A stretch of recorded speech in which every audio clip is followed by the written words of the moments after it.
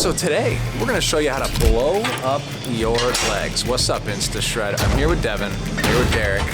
We're doing our leg workout, and we wanna show you how freaking simple it is to get good looking legs. So many people overcomplicate leg training or just don't do it at all, but we're gonna do 15 total sets today between quads, hamstrings, and calves. We're gonna show you the little tricks to get the most effective elements out of your leg workout, get in, get out, and get some nice legs. It's really as simple as that, so check this out. You might be mind blown and surprised. Hey Instashredders, if you're excited to see these exercises to blow up your legs and implement for yourself, please show us some love, give us a like on this video, and let's get into the exercises.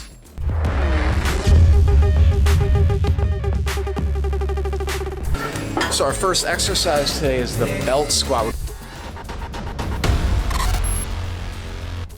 We're doing 3 sets of 10, plenty of overload with this movement, and everything I'm about to say applies to the regular squat too. The difference here is that we're just putting the load in a different place, okay? So we're hanging the weight from our hips, as you can see, taking the pressure off the spine, which is actually great for me right now because I'm dealing with a little bit of sciatica. But with this movement, same goes for this as with the squat. You want to keep the weight back on the heel, really kick your hips back and overload more of your legs than if most people are staying on the balls of their feet, okay? When you're on the balls of your feet, you're hitting your VMOs, you're hitting the top of your quads, but you're not getting the girth, the bulk of your leg.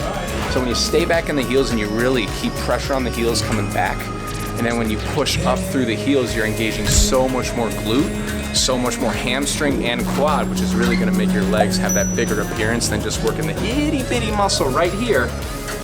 Impressive. Up by your knee, which happens when you're only pushing through your toes. So remember, stay back on your heels with the big power movements like the squat.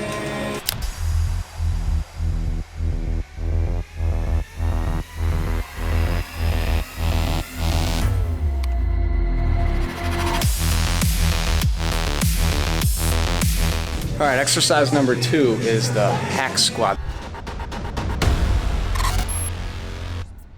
This is another great compound movement. Uses most of the leg, okay? And as you can see here, coming around here, Devin's a short shit, so his range of motion doesn't look like much.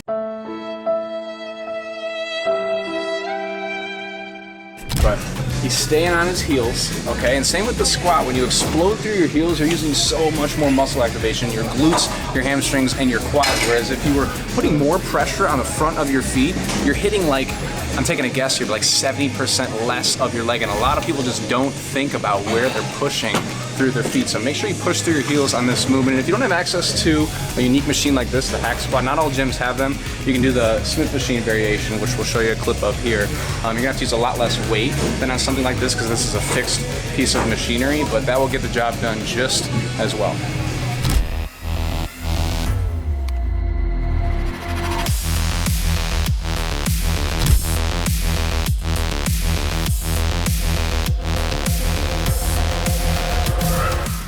Gosh, one thing I feel like you don't see much of in lifting anymore is people going all out. Would you say so? People going in the gym, just kind of going through the motions, not picking a challenging weight. If it's for sets of 12, it's almost like choosing weight that isn't very difficult. Have you ever gone to the gym and you just see people kind of like do an easy 12, but you look at them, you could easily see them doing 12 more reps than what they probably do. Yeah. Like, absolutely. There's no RPE at all in any other training. It's just kind of like going through it and not enjoying it. Versus like, here with the training, you know, the lifting and stuff we're doing is picking more challenging weights to where maybe we'd get 2 or maybe 3 extra reps in there if we really wanted to push that 100% mark, you know, for the RPE 10. I agree, yeah. I think there's a time and a place for it all, but I think what wraps that up perfectly is Arnold's philosophy. The muscle is built in that last hard rep or 2 of a set. And I don't think you have to do that every set, but I think you're right in the fact that you see way less of it these days, which I think definitely plays into people's results. Yeah, I agree. So when people are struggling to build muscle, make progress, and they just feel like the gym's worthless, it's because how hard are you actually pushing yourself when you think about it? Yeah, when you go to the gym next time, think about how hard am I actually pushing myself? Am I doing weight that's challenging, or is it more so I'm just going through the motions because then I can say I worked out? Yeah, true. And as you see today, we're putting some hard reps in. Yeah, if you're not sweating, I don't know if you're working hard enough.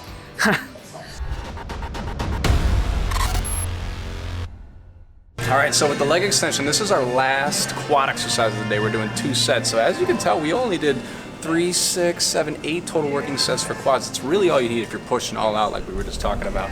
But with the leg extension, so do as I say, not as I do on this one. So I'm still dealing with that sciatica that I mentioned. With this, you want to make sure your back and your butt are sucked up against the back pad and the butt pad, okay? A lot of people will get a little lazy with this one, not suck themselves into the seat, and they get a little forward. And what that does is take way less tension off the bulk of your quads, which is the top, okay? The girth of your quad is up here, okay? And a lot of people spend the majority of their time focusing on the lower portion of the quad. So if you want to hit the upper quad, you'll notice this. Pay close attention. Grab the grips, pull yourself into that seat. Okay, when you come up, you want to keep your butt in that seat, okay? The more you let it lift, the more you're going to put the emphasis on the front of your quad. So stay sucked into that seat, make sure your butt's all the way up against the back pad, and then do a full extension, which I can't do right now, but I'm going to show you a clip of Devin doing it because he can do it right. Yes! My turn, assholes!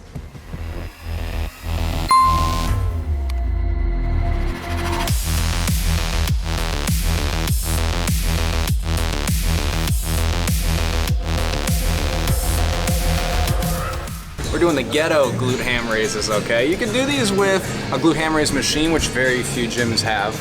We'll show you what one looks like here. You can have a partner hold down your ankles, that's a good way too, but we're using the lat pull down machine in reverse, basically, as you can see. So with this, if you're a little bitch like me, use a handle. If you're cool like Devin, you can just do them straight up without anything.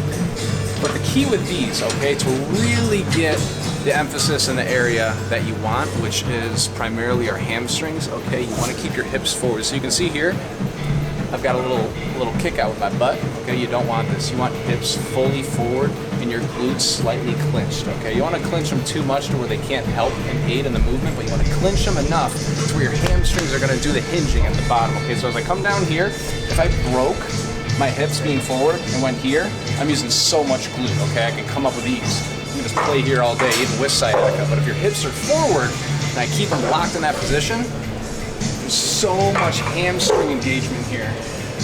And as I come up, I'm putting all the emphasis on that little guy, okay? So keep that in mind with these. If you ever try this, regardless of the way you're doing them with a glute ham raise machine, having a buddy to hold down your ankles, or using the lat pull down, make sure you keep your hips forward, okay, so that your hamstrings can do most of the work, which is what you want with this exercise.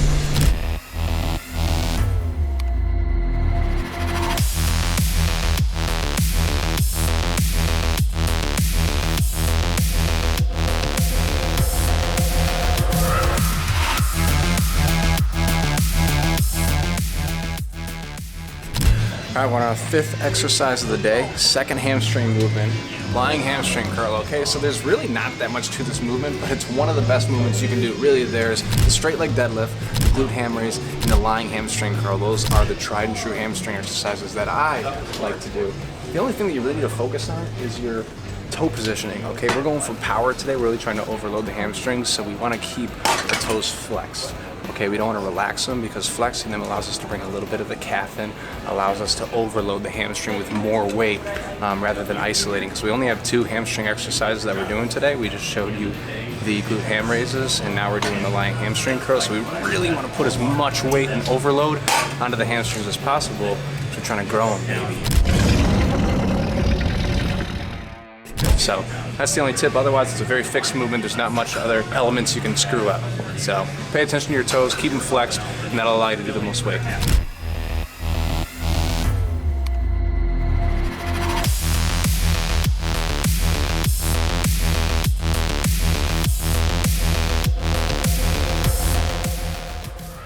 All right, so we're driving her home. This is our last movement of the day. Woo!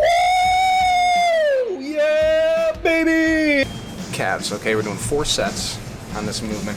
It's a very fixed movement, so as with the lying hamstring curl, there's not a lot that you can actually do necessarily, but the biggest key here with any calf movement, not just this 45-degree calf press we're doing, is go slow on the way down and the way up. Not only is a calf movement already a short enough range of motion, but your Achilles is very strong. Okay, so if you're in this rep range, you're just bouncing around, you're barely stimulating your calves. Okay, so you want to come down nice and slow, get a deep stretch at the bottom, and then slowly come up, okay, right here. Up and squeeze at the top. Make the most of that already very short range of motion for every rep. Oh, and they're gonna burn. Because calves burn, don't they, Dare Bear?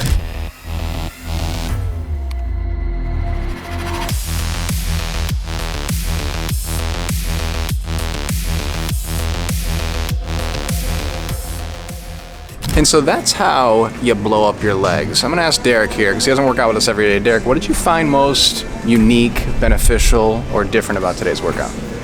Unique, beneficial. Any of the three. Different from what you usually do in your typical routine. You know, Is there something that stood out about today? I'd say the ghetto glute ham raises. Ghetto glute ham raises? Yeah, man. Okay. Not everyone does those, but it's a very effective for the hamstrings, man. I really like it. I might try and get back to and add that into my routine again, because I feel a lot more than some of these machines.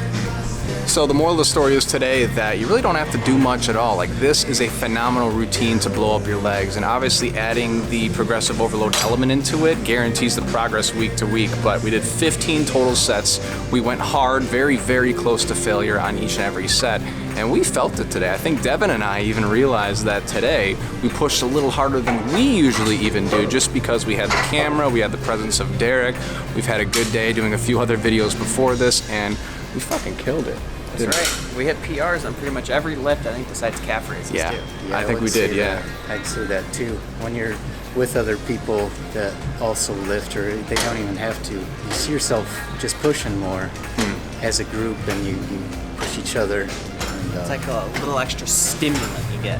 exactly. Yeah. We didn't even need pre-workout. No stimulant pre-workout. That's right. Didn't do shit for me today, I'll tell you that. Yeah. Good shit today, guys.